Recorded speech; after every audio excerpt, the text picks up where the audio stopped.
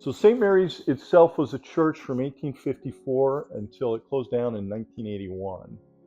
And what had happened was the Pennsylvania Department of Transportation had acquired all these St. Mary's structures, including the Priory and including the school, to make way for Interstate 279, which had been planned for a long time, since the early 1960s, and had taken forever to build. So finally, by the 1980s, they're ready to build.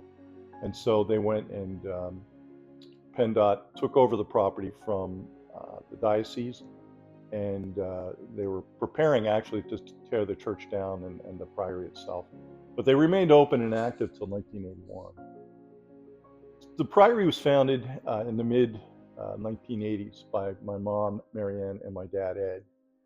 Interestingly, after going through all this work of acquiring the St. Mary's Church and Priory by PennDOT, it turned out that there was another church just up the street here that was also going to be torn down to make way for the highway. And they had a very active congregation. They filed lawsuits and challenges and that kind of thing. And they ended up getting the highway rerouted, which ended up saving, it didn't save the school, but it did save the priory itself, so the former monastery, and then the church structure. So by law, PennDOT had to put those up for auction to go to the highest bidder. And as it had turned out, my dad had, during that period of time, come over here to look at the church for a back office function for the advertising agency he worked for, that they would put accounting offices in there and that kind of thing. And he ended up deciding that it wasn't really going to work very well. But he was intrigued with the building, as was my mom.